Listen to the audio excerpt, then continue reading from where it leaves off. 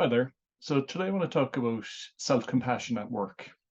So I get to work with a lot of high-performing people, and of course, they've been very successful, and a lot of the habits and a lot of the work routines that they would have had up to the point they come to work with me have served them well. They're in, good advanced positions within their careers and within their companies. But something that is fairly consistent is that people are incredibly hard on themselves, set incredibly high standards and sometimes unrealistic ones. So, I've spoken in previous videos about the importance of striving for excellence versus perfection, because perfection is pretty much unobtainable and it's certainly unsustainable.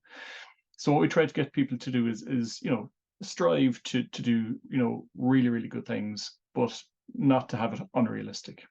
Now, where self-compassion comes in is, I suppose it's a little bit about letting ourselves off the hook. And that perhaps is one of the things that people struggle with. People might feel that, well, if I do that, I'm going to be lazy. I won't perform to the same standard. My work won't be as good. But, more and more evidence is showing that that's not the case.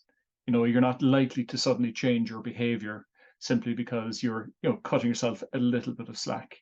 In fact, a lot of the evidence is now showing that by embracing self-compassion, being kinder to yourself, not trying to drive yourself on as much or being as critical of yourself, actually results in higher quality work, better work, with less effort and less stress.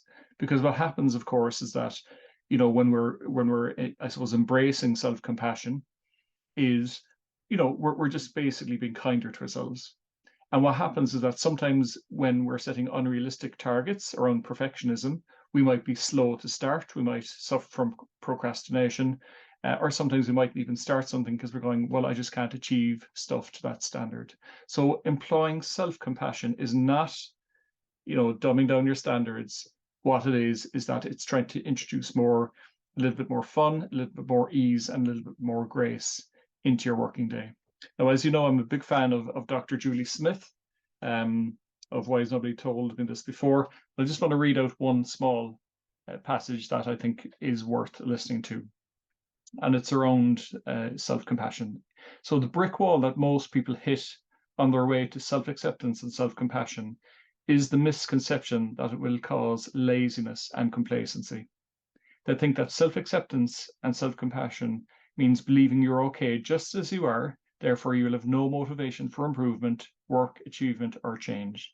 In reality, the research shows us that those who develop self-acceptance and self-compassion are less likely to fear failure, more likely to persevere and try again when they do fail, which of course is normal and natural. We all fail at something at some point. That's how we learn, and generally have more self-confidence. So, task for today is, in what way can you be kinder to yourself? In what way can you show yourself a little bit more self-compassion?